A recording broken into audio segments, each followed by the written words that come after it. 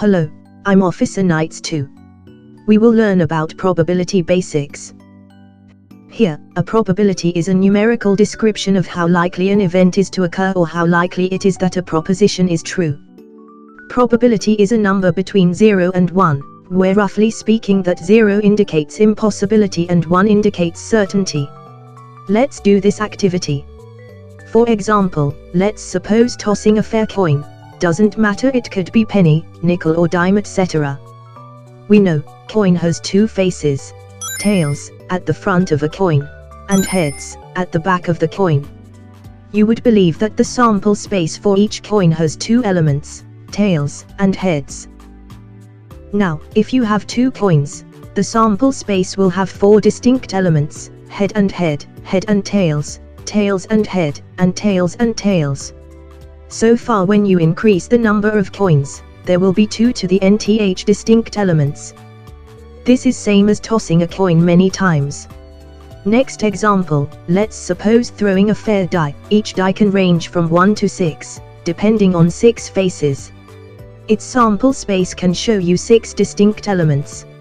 If you throw 2 fair dices, then there will be more distinct elements, 6 possibilities for the first die, multiplied by 6 possibilities for the second die.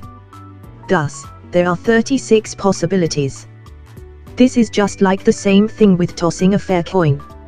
If I have to take both coin and a die, this means 2 distinct elements of single coin multiplied by 6 distinct elements of single die will have 12 possibilities, from H and 1 to T and 6.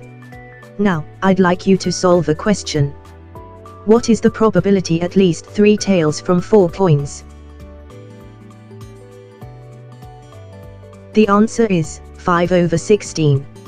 As the total possibilities of 4 coins are 16, and at least 3 tails required has 5 possibilities. Second question. Find the possibilities of 2 die which has a sum of 6.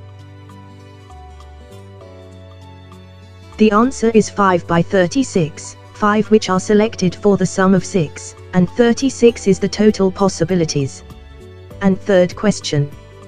What is the probability of getting 5 with at least 1 head from 2 coins?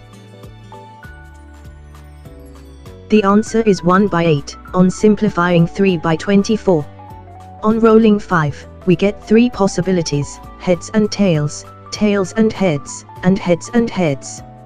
In the next part, we will learn other activities. Like, comment, and subscribe now.